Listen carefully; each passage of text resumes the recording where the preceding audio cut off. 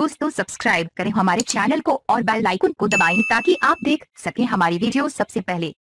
दोस्तों अगर आप पाकिस्तानी हो तो पाकिस्तान जिंदाबाद, भारतीय हो तो जय हिंद नीचे कमेंट कर दें। न्यूज वीडियो को लाइक शेयर जरूर करें।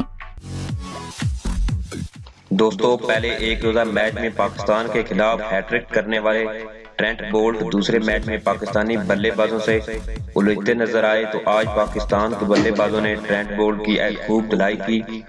उन्होंने 10 ओवर में एक विकेट के अवध 80 रन दिए, लेकिन फहीम अशरफ और आसिफ अली ने पाकिस्तानी इनिंग के 49वें ओवर में ट्रेंट बोल्ट के साथ ऐसा काम कर दिया कि Pakistani head coach Mickey Arthur देखकर हंसने लग पड़े।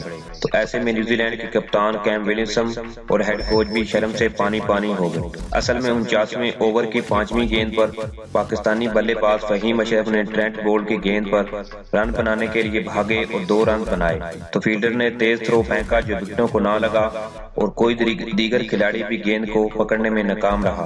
तो फहीम अशरफ और आसिफ अली ने भागकर 3 मजीद रन बना लिए। यूं एक बॉल पर 5 रन बन गए। न्यूजीलैंड के फील्डर का दोबारा थ्रो मिस हो गया और कीवीज फील्डर की ऐसी बुरी फील्डिंग देख पाकिस्तानी कोच मिकी आर्थर हंसने लगे, लेकिन अगली बॉल पर आसिफ अली ने ट्रेंट बोल्ट को एक लंबा छक्का जड़ दिया, जिसको देखकर कीवीज टीम के कोच और कप्तान ड्रेसिंग रूम में ट्रेंट बोल्ट की पिटाई होते हुए देखकर परेशान दिखाई दिए।